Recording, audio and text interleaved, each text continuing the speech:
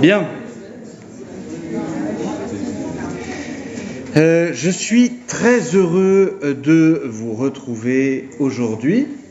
Nous sommes dans notre deuxième partie du cours de philosophie morale. Alors, pour être tout à fait honnête, j'étais persuadé que ce n'était pas moi qui m'en occupais. C'est-à-dire que votre responsable d'année m'a dit alors voilà, il faudrait qu'on cale les cours du deuxième semestre. Et donc là, j'ai dit oui, mais c'est pas moi qui m'en occupe. Donc j'ai été pris de panique. Je me suis dit mais de quoi je vais leur parler, parce que j'avais pas prévu un cours en deux parties. Et puis finalement, m'est apparu clair que nous étions rendus au premier semestre sur la question du bonheur et des moyens pour y arriver, vous vous en rappelez. Mais j'aimerais bien que nous nous concentrions un petit peu ensemble sur, je vais dire, deux aspects de la vie humaine pendant ces heures que vous allez avoir. L'aspect premièrement relationnel, avec la question de l'amour, et l'aspect toxique de ce que ces relations peuvent avoir. Alors, nous nous étions arrêtés la dernière fois avec la question du bonheur. Et notamment, nous avions pris comme, sage, pour pouvoir nous indiquer ce qu'était le bonheur, la pensée aristotélicienne, donc d'Aristote. Et donc dans ce premier texte que je vous ai donné, vous savez, dans l'Éthique à Nicomaque au livre 10 et au chapitre 10, c'est facile à retenir, eh bien, Aristote déclare des choses intéressantes. Premièrement, il dit « L'homme qui exerce son intellect et le cultive semble être à la fois dans la plus parfaite disposition et le plus cher aux dieux. » C'est-à-dire que pour Aristote, il est clair que celui qui veut être heureux, il est nécessaire qu'il cultive sa vie intellectuelle. En gros, pour répondre à la question « à quoi sert la philo ?», ça sert à rendre heureux. Si en effet les dieux prennent quelques soucis des affaires humaines, ainsi qu'on l'admet d'ordinaire, il sera également raisonnable de penser d'une part qu'ils mettent leur complaisance dans la partie de l'homme qui est la plus parfaite et qui présente le plus d'affinité avec eux. Ce ne saurait être que l'intellect. Donc déjà, Aristote part dans un délire un peu mystique, où il nous parle des dieux, et ces dieux-là auraient commerce avec les hommes, et s'ils ont des commerces avec les hommes, c'est uniquement avec la partie la plus noble de ces hommes, à savoir l'intelligence. Alors vous remarquerez que c'est un petit peu étonnant de la part d'Aristote. Je rappelle qu'Aristote est non pas grec, il est métèque, mais en tout cas il pratique la religion grecque. Or, les dieux grecs ont commerce avec les hommes, pas forcément qu'avec la partie intellectuelle, si vous voyez ce que je veux dire. Ils ont plutôt tendance à d'ailleurs commercer autrement, voyez. Donc c'est étonnant qu'Aristote nous balance ça. C'est-à-dire que ça n'est absolument pas en rapport avec la mythologie de l'époque, c'est plus d'ailleurs avec la partie, de sa conception, de sa cosmogonie, etc. Donc c'est un peu étonnant. Mais d'autre part, qu'il récompense généreusement les hommes qui chérissent et honorent le mieux cette partie, voyant que ces hommes ont le souci des choses qui leur sont chères à eux-mêmes et se conduisent avec droiture et noblesse. Aristote déclare que les dieux ont visiblement tendance à récompenser ceux qui utilisent leur intelligence. Il n'y a rien qu'à voir aujourd'hui les personnes qui sont les plus riches au monde, il n'y a rien qu'à voir aussi les personnes qui sont au sommet de l'État, pour voir que l'intelligence est ce qui est récompensé par les dieux. C'est très étonnant que Aristote déclare ça. Aristote lui-même sait bien que ce n'est pas le cas. Pourquoi nous balance-t-il ça ? Or, que tous ces caractères soient au plus haut degré l'apanage du sage, cela n'est pas douteux. Il est donc l'homme le plus chéri des dieux, et ce même homme est vraisemblablement aussi le plus heureux de tous. Par conséquent, de cette façon encore, le sage sera heureux au plus haut point. Donc, chers amis, vous voyez que j'ai souligné certaines parties dans le texte. Aristote n'est pas du genre, mais pas du tout, vous lisez ces textes, il n'est pas du genre à mettre de l'hypothétique dans ses phrases. Il est très très sûr de lui la plupart du temps. Il assène, il dit que les prédécesseurs se sont plantés, mais il ne dit pas semble être si, il serait également raisonnable que... Et donc, on sent que sur le sujet du bonheur, il n'est pas à l'aise. Il n'est pas à l'aise alors qu'il nous a fait toute une démonstration pour montrer que le bonheur résidait dans 2 actes, vous pouvez me rappeler lesquels ? Le bonheur et la contemplation. Or, quand il parle là actuellement de l'aspect plutôt contemplatif, de la vie du sage, de la vie intellectuelle, il semble dire alors peut-être que en fait on n'est pas forcément sûr que ce soit réellement ça le bonheur en fait. Et même le fait qu'il nous rajoute une idée de la divinité, mais nous dit mais qu'est-ce que c'est que ça ? Et d'ailleurs, on pourrait poser de très grands doutes en fait sur le cours que je vous ai donné au premier semestre. La contemplation, attendez, excusez-moi, si réellement le bonheur est la chose la plus naturelle à l'homme, comment ça se fait qu'il y a si peu de personnes heureuses ? Vous voyez, dans la nature des choses, vous prenez la nature d'un lion, par exemple. Il a dans sa nature le fait d'être plus ou moins content lorsqu'il mange des gazelles. Bon, coup de bol, il y a des gazelles partout dans la savane où il est. Donc la majorité des lions sont heureux. Pour l'homme, il est naturel, visiblement, que l'homme désire la contemplation. Pourtant, il y a très peu d'hommes contemplatifs. Le bonheur est vraiment pas quelque chose qui est partagé par tout le monde, et même par très peu de gens. Si je fais un sondage dans cet amphithéâtre, je ne le ferai pas parce que ça ne sert à rien, mais si je fais un sondage, et si je vous pose la question « Est-ce que vous êtes heureux ?», j'aurai la plupart du temps un « Ouais ». Dis donc, paye ton bonheur, hein. Si c'est ça le bonheur, non, ça ne nous convient pas. Et pourtant, Aristote semble dire que ce n'est pas douteux, c'est le dernier paragraphe, ce n'est pas douteux que c'est vraiment la caractéristique du sage d'être heureux. Le sage est heureux.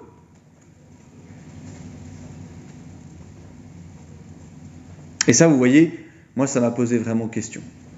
Je me suis dit, mais c'est pas possible. Alors, vous allez me dire, d'accord, ça, c'est d'un point de vue de la contemplation. Qu'en est-il de l'amitié, alors ? Alors, regardons le deuxième texte, issu, par exemple, des Politiques, au livre 1. Alors, Aristote déclare, « Il est manifeste, à partir de cela, que la cité fait partie des choses naturelles. » Oh, que la cité, il faut entendre la ville.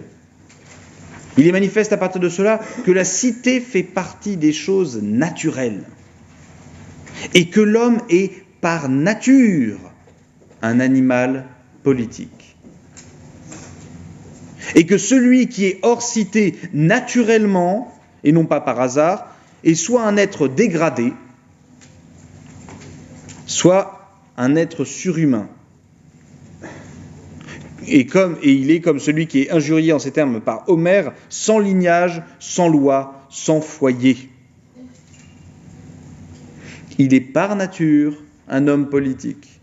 Aussi, s'il y a des gens qui ne sont pas dans la cité, alors ça ne veut pas dire ne sont pas géographiquement dans la cité, mais ne se reposent pas sur leur nature politique, agissent comme des individualistes, agissent comme s'ils n'appartenaient pas à une certaine ville, à un certain pays, à une certaine nation, à un certain continent, à une certaine culture. S'il y a des gens qui sont comme ça, eh bien Aristote déclare qu'il est soit un être dégradé, c'est-à-dire un être malade, à qui il manque quelque chose. Certains diraient une fin de race. Un être dégradé, vous voyez, quand l'ADN commence à se dégrader, eh bien on sait que ça donne lieu à des cancers. Finalement, en fait, un être qui serait individualiste serait soit un être totalement cancéreux, soit un être surhumain. Et vous savez que ça a été énormément thématisé par un penseur de notre époque, alors on peut être d'accord ou pas d'accord avec lui, qui s'appelle Jacques Attali. en expliquant qu'il y aura une hyperclasse qu'il appelle les nomades, dans la perspective d'un gouvernement mondial, par exemple.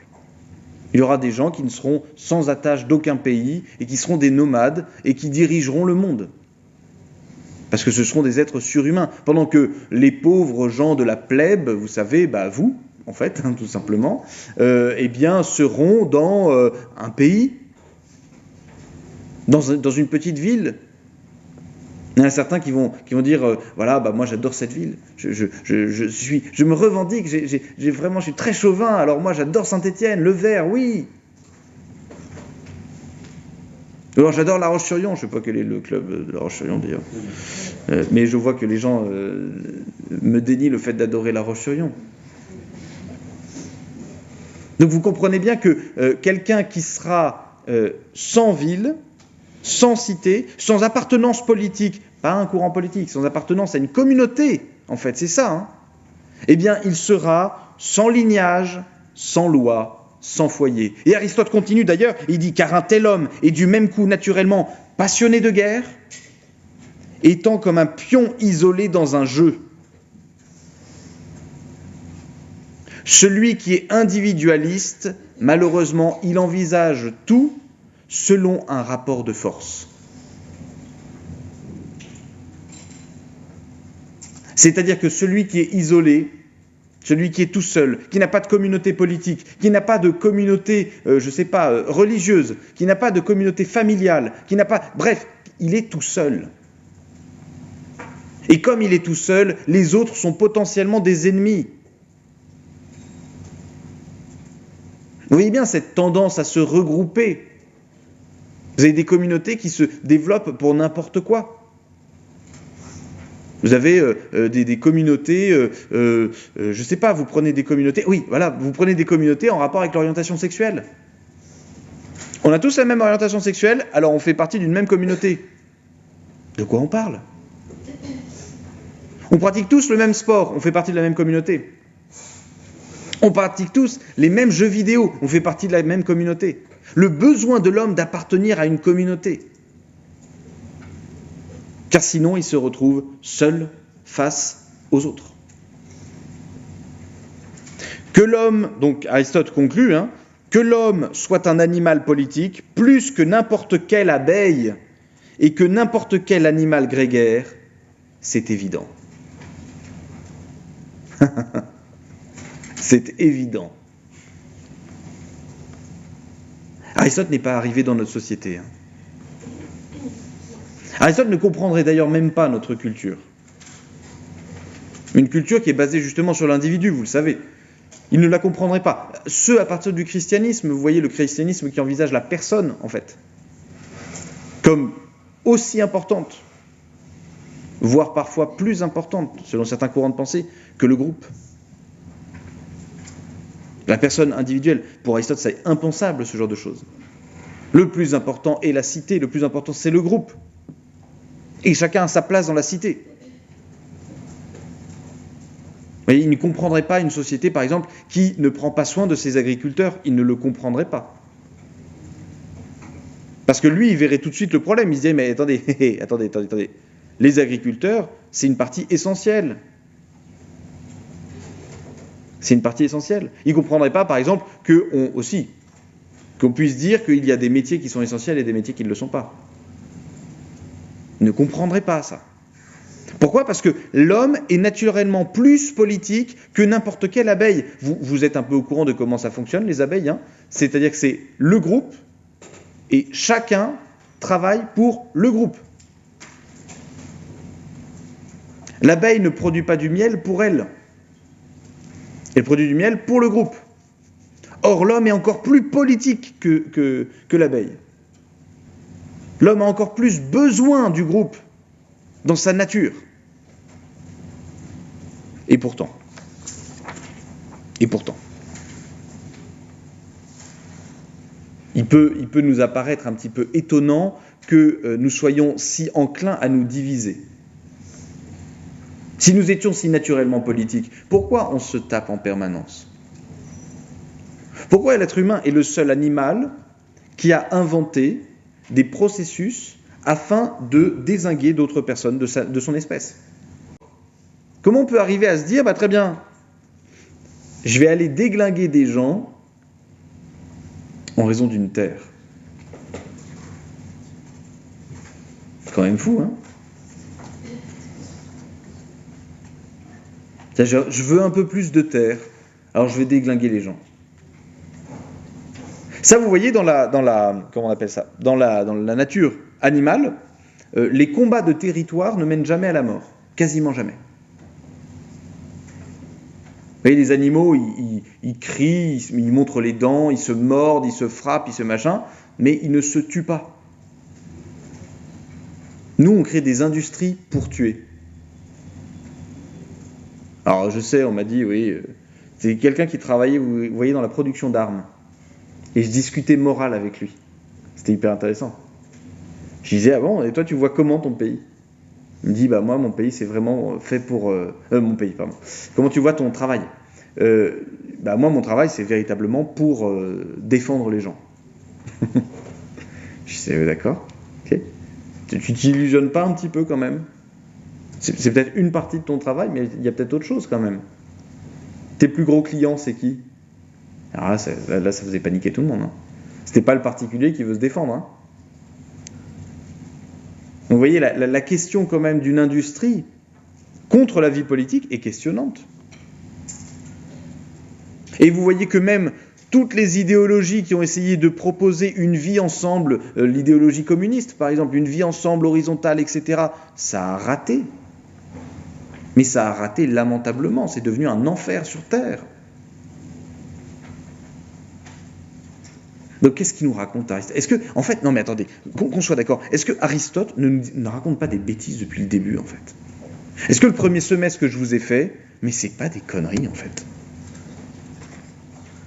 C'était hyper sympa, hein ? On a passé un très bon moment. Hein ? Voilà, le bonheur, la contemplation, l'amitié, les vertus, alors là, ça voilà, comme ça, j'ai fait mon petit sketch et tout sur la prudence, etc. Voilà, super, génial. Mais attendez, est-ce que c'était pas génial, mais complètement faux ? Et justement, le troisième texte de Thomas d'Aquin, qu'est-ce qu'il nous raconte ? Il commente ce que dit Aristote. Et il dit, Aristote dit donc en premier qu'une telle vie, où on ne fait rien que contempler la vérité, est meilleure que la vie proportionnée à l'homme. L'homme, en effet, se compose d'âme et de corps, du fait d'avoir une nature sensible et intellectuelle. Aussi, la vie proportionnée à l'homme paraît consister à ordonner selon sa raison des affections et des opérations sensibles et corporelles. En gros, notre vie qui nous est proportionnée, c'est d'agir en suivant ce que nous connaissons. Pas l'inverse. Vous savez, il y a ce fameux proverbe, à force de ne plus vivre comme l'on pense, on finit par penser comme l'on vit.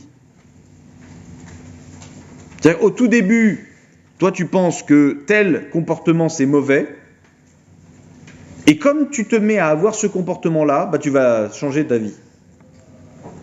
Au début, tu te disais fumer c'est nul. Tu t'es mis à fumer, et maintenant tu annonces à tout le monde, fumer c'est pas si nul que ça, c'est pas très bien, mais c'est pas si nul que ça. En gros, tu te mets à relativiser ta pensée à l'aune de ta propre vie.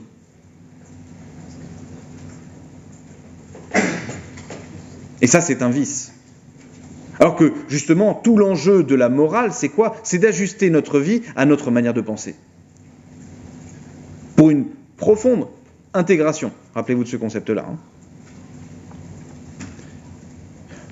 Or, c'est ce que continue Thomas, or, ne rien faire que l'opération de l'intelligence paraît plutôt approprié aux substances supérieures dans lesquelles on ne trouve que la nature intellectuelle qu'elles participent avec leur intelligence. En gros, la vie contemplative dont Aristote nous parle en nous disant c'est ça le bonheur, ça semble être plutôt le propre des dieux et des anges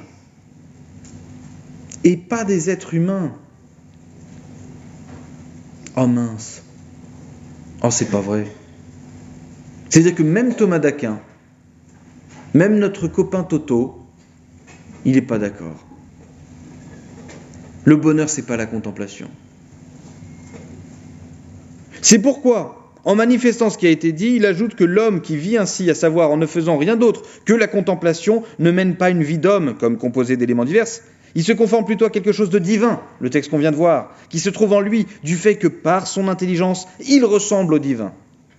C'est pourquoi, à regarder l'intelligence dans sa pureté, il diffère d'un composé d'âme et de corps, autant que l'opération spéculative est distante de l'opération issue de la vertu morale. En gros, à chaque fois que vous contemplez, vous êtes diamétralement opposé avec le fait d'agir bien. De même donc que l'intelligence par comparaison aux hommes est quelque chose de divin, de même aussi la vie spéculative qui est vie d'intelligence se compare à la vie morale comme la vie divine à la vie humaine. Donc en gros, moi, au premier semestre que je vous ai vendu, c'était une vie de religieux. Et soyons très honnêtes, cette vie de religieux, cette vie contemplative, c'est une vie pour les riches, pour ceux qui n'ont pas de problème de thunes. C'est facile de se dire, alors moi, ma vie, c'est la contemplation. Dès lors que tu as, je ne sais pas, 3 apparts à Paris, tu n'as pas à réfléchir sur qui va éduquer tes enfants, parce que tu as une nourrice, tu as ce genre de choses. Je ne sais même pas si ça existe encore les nourrices. Une babysitter, ou enfin, je ne sais pas. Donc tu n'as plus les soucis de la vie pratique, tu n'as plus les soucis de la vie sensible, alimentaire et compagnie. Alors là, c'est facile de pouvoir dire, maintenant, moi, je vais être dans la contemplation. Et c'est même quasiment sordide qu'Aristote nous dise la contemplation c'est le bonheur humain, mais en fait, vous ne pouvez pas. Lui, il pouvait. En tant que précepteur d'Alexandre, c'est bon, au niveau de la thune, ça allait. Platon, lui, il possédait des mines d'argent. Bon, ça va. Tout se passait bien. C'est facile de créer son école à ce moment-là, puis de s'asseoir au pied d'un arbre et puis de dire « Qu'est-ce que le beau ?» C'est facile. Mais vous, pauvres étudiants, qui devez étudier tout un tas de matières, encore c'est une vie cool. Bon, vous n'avez qu'un seul repas par jour. C'est pas très marrant. Mais c'est une vie cool. Le jour où vous allez devoir vous dire, alors là, il faut que je bosse. Pourquoi ? Pour bouffer. Je ne bosse plus pour m'épanouir. Je bosse pour bouffer. Alors là, c'est un autre délire. Et alors là, quand vous entendez Aristote qui commence à vous dire « Alors le bonheur, c'est dans la contemplation » et que vous êtes chauffeur routier et que vous faites des heures de malade pour essayer de livrer d'un autre pays à un autre pays, vous allez dire « Oui, il est gentil, Aristote. Mais il ne parle pas à ma vie. Qu'est-ce que c'est que ce truc ? Qu'est-ce que c'est que cette aberration, en fait ? » Alors très bien, on essaie de se rattraper. Le bonheur, c'est dans l'amitié. Oui, mais attendez, l'amitié, je suis désolé. L'amitié, c'est un des lieux les plus fragiles qui existent. Mettre son bonheur dans l'amitié, mettre son bonheur dans la relation, mais c'est prendre un risque de malade. Pourquoi ? Parce que chaque personne est tentée de faire le mal. L'amitié pourrait être heureuse sans aucun problème si tout le monde était parfait, si tout le monde était gentil. Mais aujourd'hui, spontanément, quand on rencontre quelqu'un, on se demande, on essaie de voir à quel endroit il est un peu timbré, en fait. Parce qu'on a tous un petit pet au casque, vous voyez. On n'est tous pas bien finis. Donc finalement, quand je rencontre quelqu'un, comment j'arrive à évaluer ? Non, ne parlons même pas des relations où on va voir un petit peu de concupiscence dedans. Je rencontre quelqu'un, est-ce qu'il ne veut pas simplement me bouffer ? Oui, l'amitié, c'est bien beau. L'amitié fondée sur la vertu, en plus, c'est-à-dire le fait de vouloir le bien de l'autre. Oui, vouloir le bien de l'autre, d'accord. En soirée, quand tu rencontres quelqu'un, tu veux vraiment le bien de l'autre ? Tu te dis spontanément, ouah, toi que je rencontre, je veux ton bien. Non, dans un premier temps, tu te dis, toi que je rencontre, tu es mon bien. Tu es même quasiment à moi, j'ai envie de te récupérer. Un collègue ou quoi que ce soit. Je vous parle même pas des soirées en boîte. Alors là, tu veux pas le bien de la personne. C'est pas vrai. Tu veux pas le bien de la personne. C'est-à-dire tu veux autre chose là. T'as faim. Voilà. Et combien de souffrances, regardez, c'est ça qui est intéressant, c'est que le lieu dont nous parle Aristote en nous disant, oui, alors ça, ne vous en faites pas, c'est vraiment le lieu du bonheur. Et bien pourtant, la relation, c'est le lieu des plus grandes souffrances qui existent. Entre les trahisons, entre les violences, entre les prédations, ce genre de choses, la relation, c'est l'endroit le plus terrible au monde. Que quelqu'un nous dise que c'est le lieu du bonheur, ah là là, c'est la cata. Rien que vous savez, quand les entreprises commencent à vous dire, vous savez, nous on est une grande famille, vous fuyez cette entreprise à tout prix. Vous savez, bienvenue dans la famille machin. Mais tais-toi, je ne suis pas dans une famille. Les familles, c'est le lieu où il y a le plus de merde au monde. T'as des problèmes. Attendez, dans les familles, vous savez que c'est le lieu où il y a le plus d'actes pédophiles. Les incestes et compagnie. La famille ne peut pas être un modèle de bonheur, c'est pas possible. Le nombre de divorces qui existent. Alors Aristote, il est gentil, hein. Le coup de la contemplation qui est fait pour les moines, et puis le coup de l'amitié qui est fait pour des gens qui n'existent pas d'ailleurs, hein. Qui est fait pour des moines en fait. En gros, Aristote, c'est un gars qui a pensé pour des moines. Les moines, vous savez, ils se retrouvent dans un lieu et ils essayent de devenir des frères. Frères les uns des autres. Bon, ils y parviennent, hein, à force de travail sur eux-mêmes, etc. Mais dans la vie de tous les jours, soyons sérieux, dans la vie de tous les jours, le quidam que vous allez rencontrer est malheureusement tellement vicieux qu'il va vous faire du mal. Et quand je vous parle des vices, rappelez-vous ce qu'on a vu au niveau des vertus. Vous voyez, tu ne peux pas être ami avec quelqu'un de lâche. C'est quelqu'un qui ne sera pas capable d'affronter ou de supporter les choses. Tu ne peux pas être ami avec quelqu'un qui est intempérant, c'est-à-dire qui ne peut pas réfréner son désir des plaisirs, ou alors qui n'a aucun désir des plaisirs. Tu ne peux pas être ami avec quelqu'un qui est injuste, c'est-à-dire qui ne te rendra jamais ce qui t'est dû. Tu sais, où tu es tout le temps là pour lui, mais lui n'est jamais là pour toi. Et tu ne peux pas être ami avec quelqu'un qui est imprudent, c'est-à-dire qui prendra les mauvais moyens pour arriver à ses fins. Bon, si vous faites un petit travail d'exégèse et que vous regardez votre propre vie, a priori vous êtes lâche, intempérant, injuste et puis imprudent. Donc vous n'êtes absolument pas un bon ami. J'espère que vous en avez conscience vis-à-vis de vos amis et que vous les avez prévenus. Alors je te préviens, on est amis, mais je suis un gros nul.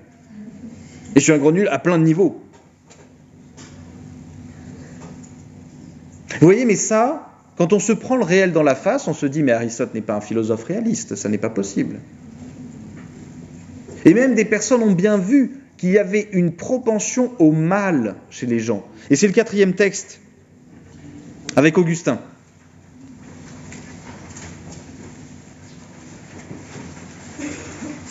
C'est issu d'un livre qui s'appelle Les Confessions. Au livre 2, chapitre 5, numéro 10. Il faut bien se rendre compte que les confessions, c'est quoi ? C'est que Augustin, il a tendance à dire que Dieu, le Dieu des chrétiens, en fait, a guidé sa vie depuis le début. Et donc, il veut confesser le fait que Dieu a guidé sa vie depuis le début. C'est pas une confession du genre j'ai fait des péchés, j'ai fait tout ça dans ma vie, etc. Ça, c'est les confessions de Jean-Jacques Rousseau, où il dit qu'il adorait quand sa nourrice lui donnait des fessées et qu'il faisait en sorte de faire des bêtises pour avoir les petites fessées de sa nourrice. Bon, voilà. Ça, c'est une confession qui est d'un certain ordre.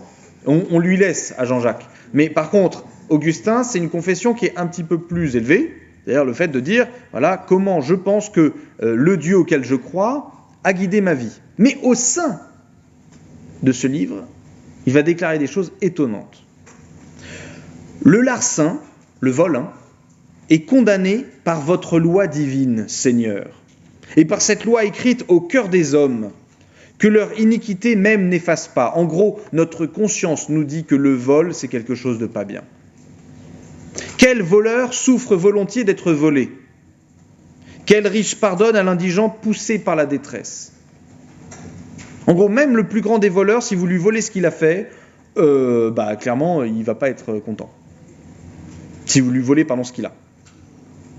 Eh bien, dit Augustin, moi, j'ai voulu voler. Eh bien, dit Augustin, moi, j'ai voulu voler. Et ce n'est pas de l'objet convoité par mon larcin, mais du larcin même et du péché que je voulais jouir. Et il explique, dans le voisinage de nos vignes était un poirier chargé de fruits qui n'avaient aucun attrait de saveur ou de beauté. Bref, c'était des poires sans goût et qui étaient moches. Nous allâmes une troupe de jeunes vauriens secouer et dépouiller cet arbre vers le milieu de la nuit, ayant prolongé nos jeux jusqu'à 7 heures, selon notre détestable habitude. Et nous en rapportâmes de grandes charges. Ils ont rapporté des sacs et des sacs de poires, non pour en faire régal, si toutefois nous y goûtâmes, mais ne fût-ce que pour les jeter au pourceau. Simple plaisir de faire ce qui était défendu. En gros, Augustin a volé des poires à quelqu'un, simplement pour voler des poires. Ces poires ne l'intéressaient pas, il les a données au porc, mais simplement pour le voler, parce que c'était cool, parce qu'il voulait jouir du fait d'être capable de faire le mal. Voici ce cœur, ô Dieu, ce cœur, ô Dieu, ce cœur que vous avez vu en pitié au fond de l'abîme, le voici ce cœur, qu'il vous dise ce qu'il allait chercher là, pour être gratuitement mauvais, sans autre sujet de malice que la malice même. Hideuse qu'elle était, je l'ai aimée à périr, j'ai aimé ma difformité, non l'objet qui me rendait difforme, mais ma difformité même, je l'ai aimée. Âme souillée, détachée de votre appui pour sa ruine, n'ayant dans la honte d'autre appétit que la honte. Augustin a cette capacité à être extrêmement lucide. Nous aimons faire le mal. Aristote, il est gentil. Thomas d'Aquin, ils sont gentils. L'homme désire naturellement le bien. Non. Augustin, qu'est-ce qu'il fait? Qu'est-ce qu'il dit? Nous aimons le mal. En notre cœur, nous aimons le mal. Et regardez, vous l'avez peut-être tous un peu expérimenté. Nous aimons rire quand nous voyons quelqu'un qui se pète la figure. Avant de se demander s'il s'est fait mal ou de notre compassion et compagnie, d'abord ça nous fait marrer. Nous aimons même parfois regarder des films qui mettent en scène des gens violents. Nous aimons regarder, vous voyez, une des catégories qui est le plus cherchée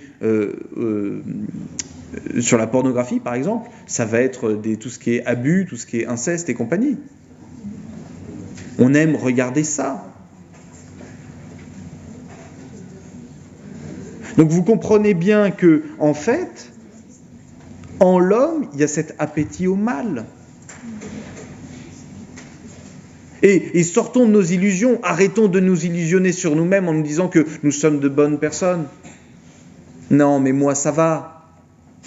Moi je suis gentil. Genre de compliment qui ne sert à rien. Tu sais. Gentil, ça voulait dire non-croyant. Moi je suis gentil. Tant mieux. Mais dans le fond de toi, réside le mal. Moi, ça m'a fait beaucoup rire. Vous savez, quand y a beaucoup de gens qui se sont étonnés de l'affaire, comment il s'appelle, le gars au cinéma, là. Comment ? Non, oui, par exemple Depardieu, voilà, Depardieu en France, mais aux États-Unis, vous savez, où il y a ce producteur-là, Weinstein, merci. Voilà, tout le monde s'est étonné, tout le monde s'est dit, oh là là, quelle horreur, quelle horreur. Mais attends, mais regarde dans ton cœur, regarde la noirceur dont tu pourrais être capable. En chacune des personnes sommeille un meurtrier, hein. Non mais soyez lucide sur vous. Tu te permets de mentir à plein de gens, hein. Tu leur caches la vérité, d'accord, ok, sans aucun problème. Tu fraudes sans aucun problème pour les transports en commun. T'es un voleur. Tu télécharges illégalement des choses, t'es un voleur. Alors t'es capable de rester en relation avec quelqu'un pendant très longtemps alors que tu l'aimes pas. T'es un menteur. Et tu lui fais du mal. Vous voyez ? Alors après, on a beau jeu d'attaquer, de condamner tout un tas de personnes. Mais attendez, le mal est dans le cœur de l'homme. Il ne faut pas s'en étonner. Alors il faut le condamner, ça c'est sûr. Mais il ne faut pas s'en étonner. Il y a des gens qui sont horrifiés, qui disent « Oh là là, c'est atroce !» Mais attendez, regarde dans ton cœur, sois lucide sur ton cœur. Alors il est évident qu'il y a des perversions auxquelles tu n'as même pas pensé. Et tant mieux. Ne cherchons pas à devenir des génies pervers. Mais nous avons tous une petite perversion. En nous, une petite, comment dire, propension à faire le mal, à nous excuser. La gourmandise, simplement, tu sais, on dit, oh là là, c'est mon péché mignon. Non. C'est pas mignon. Et avant de parler de péché, dis-toi que tu es juste vraiment profondément faible. Tu es faible et en fait on ne pourra jamais compter sur toi le jour où tu devras faire quelque chose de pénible. Puisque un carré de chocolat arrive à triompher de toi. Vous voyez, ça c'est la morale stoïcienne, hein, ce que je suis en train de vous faire. Celle qui est capable de dire, très bien, on se regarde de manière très lucide et on essaie de se corriger de manière très lucide. Tant que tu n'as pas accepté qu'il réside dans ton cœur un espèce de traître qui veut prendre les commandes en permanence,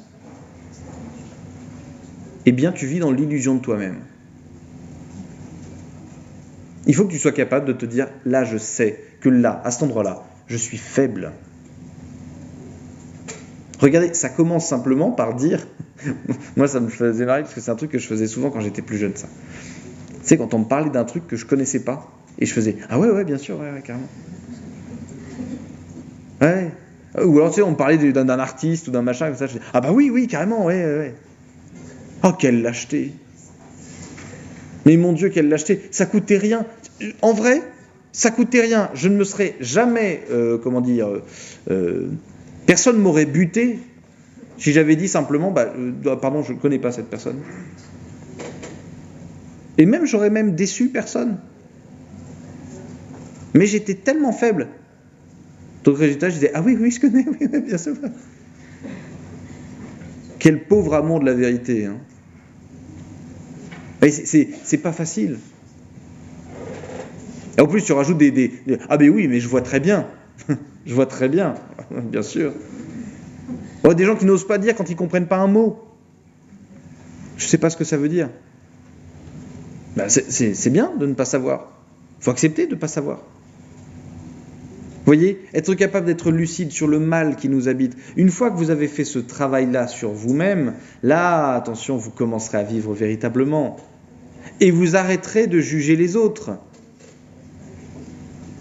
Parce que c'est facile de juger les autres, hein, tant qu'on ne sait pas regarder soi-même. Vous voyez, moi je suis professeur de morale, maintenant ça va faire 7 ans que j'enseigne la philosophie morale. Au tout début de l'enseignement de la philosophie morale, moi j'étais je faisais la morale. Je faisais la morale à tout le monde. Et ça c'est pas bien, et ça c'est pas bien, et ça c'est pas bien, et ça c'est bien, et ça c'est pas bien. Et puis petit à petit, j'ai commencé à comprendre les cours que j'enseignais. Et là, je me suis mis à faire, et ça c'est pas bien, et ça c'est pas bien, et ça c'est pas bien, et ça c'est bien. Et je me suis rendu compte que, mais attends, En fait, quand tu regardes la vie d'une personne autre que toi, tu ne sais pas tout ce qui se joue dans sa vie, dans son cœur. On avait vu le semestre dernier, l'acte, l'intention, les circonstances. S'il te manque un de ces 3 critères, tu ne peux pas juger d'un acte. S'il te manque un de ces critères, tu ne peux pas juger de la moralité de cet acte. Tu peux dire l'acte est mauvais, oui, mais les circonstances étaient peut-être atténuantes. Ou l'intention était peut-être pas celle-là. Petite pause, on se retrouve à 9h. Abonne-toi, FMP, il est beau, il est gentil, il peut te faire marrer. Abonne-toi, FMP, on the road, baby, si fricounet, la philosophie, sans bobo avec des colibris. Abonne-toi, FMP. Abonne-toi, FMP. Abonne-toi, FMP. Si tu ne fais pas, continue de chanter. Ne te fais pas prier si tu veux commenter. Laisse un j'aime si tu veux l'encourager. Et si tu veux faire grandir la communauté, t'as qu'à partager à ta maman, ton frère ou ton pépé. Abonne-toi, FMP. Abonne-toi, FMP. Abonne-toi, FMP. Si tu ne fais pas, continue de chanter. Ne te fais pas prier si tu veux commenter.